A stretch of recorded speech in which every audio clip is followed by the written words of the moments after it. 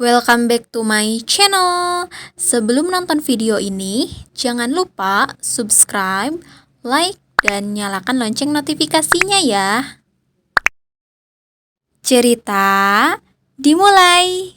Langit mendung menggantung di atas SMA Al-Firdaus, seolah mengiringi perubahan musim yang juga terasa dalam hati dua remaja.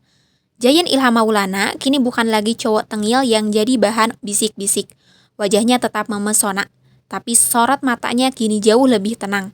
Suaranya yang dulu keras dan sok cool, kini terdengar lembut saat ia menyapa guru atau mengucap salam pada teman-teman. Perubahan Jayan tak lagi jadi bahan olok-olok atau keraguan. Bahkan Aira Safira pun mulai merasakannya. Setiap pagi, Jayan selalu datang lebih awal dari lonceng pertama. Duduk di pojok kelas, membuka buku, dan sesekali membantu teman yang kesulitan mengerjakan tugas. Ia bukan hanya berubah demi Aira, tapi juga seolah menemukan kedamaian baru dalam dirinya. Aira tahu, ia melihat semua itu, tapi hatinya justru mulai gelisah. Kenapa aku jadi goyah? Gumam Aira di sudut perpustakaan sambil menatap jendela yang basah oleh gerimis. Ia tahu, seharusnya ia bersyukur melihat perubahan seseorang ke arah yang lebih baik. Tapi ada rasa takut yang diam-diam tumbuh di sudut hatinya. Takut kalau ia terbawa perasaan. Takut kalau perubahan Jayan hanya bersifat sementara. Takut jika ia mulai berharap pada sesuatu yang belum tentu halal untuk dimiliki. Hari-hari berlalu dengan cepat. Ujian akhir makin dekat. Dan suasana kelas mulai dipenuhi tekanan dan kecemasan. Namun bagi Jayan, ada satu hal yang lebih menegangkan daripada ujian nasional. Mengungkapkan isi hatinya pada Aira.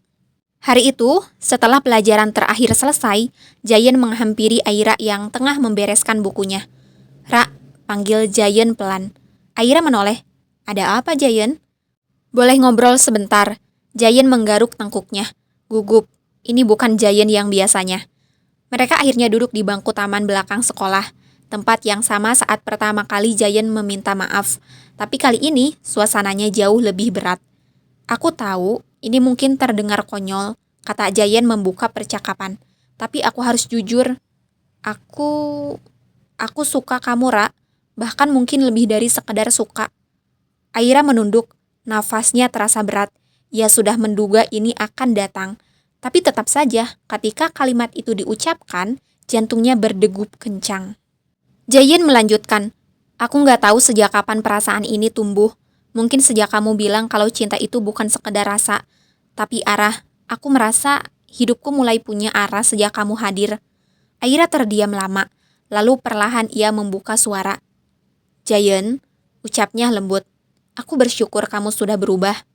Dan aku yakin perubahan itu tulus. Tapi kalau kau bertanya tentang perasaan, maaf, aku tidak mencari pacar." Jayan menatapnya, matanya mulai berkabut. "Aku sedang mengejar mimpi, Jayan," lanjut Aira. "Aku ingin kuliah, aku ingin jadi psikolog. Cinta bukan prioritas utamaku saat ini. Dan lagi, aku tidak ingin menjalani hubungan yang tak halal. Aku ingin menjaga diriku sampai waktunya tiba." Jayan menggigit bibirnya. "Kalau begitu, bagaimana kalau aku serius? Kalau aku bilang aku ingin nikahi kamu suatu saat nanti?" Aira tersenyum kecil. "Kalau kamu benar-benar serius, maka buktikan dengan waktu. Aku tidak akan melarangmu menunggu, tapi aku juga tidak akan memberi harapan. Kalau kita jodoh, Allah pasti pertemukan kembali di waktu terbaik." Ia menunduk sebentar, lalu menatap Jayan dalam-dalam.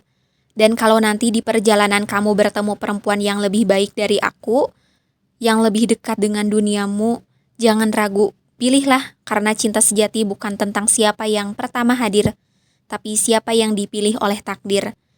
Jayan tak sanggup menjawab, hanya anggukan kecil yang ia berikan, disertai senyum getir, bukan karena patah hati, tapi karena ia akhirnya mengerti.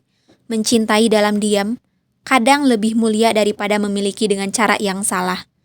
Ujian nasional datang dan pergi. Waktu seolah berlari, hari kelulusan pun tiba. Dari aula sekolah yang penuh dengan seragam putih, penuh coretan, Aira dan Jayan berdiri jauh di dua sisi ruangan. Mereka bertukar pandang untuk terakhir kalinya. Tanpa kata, tanpa janji, hanya isyarat. Jayan melangkah ke Universitas Negeri Jakarta mengambil jurusan manajemen. Sementara Aira diterima di kampus impiannya di Yogyakarta jurusan psikologi. Sejak hari itu, mereka tak lagi saling bertukar kabar. Tidak ada chat, tidak ada status galau, tidak ada yang saling bertanya, lagi apa? Atau sudah makan belum? Hanya doa yang diam-diam terucap dalam sujud masing-masing. Karena mereka tahu kalau memang takdirnya bersama, maka waktu bukan penghalang. Dan kalau bukan, maka semoga pertemuan ini menjadi wasilah untuk saling memperbaiki diri. Kelanjutan ceritanya ada di next video ya. Terima kasih yang sudah nonton video aku. Bye-bye.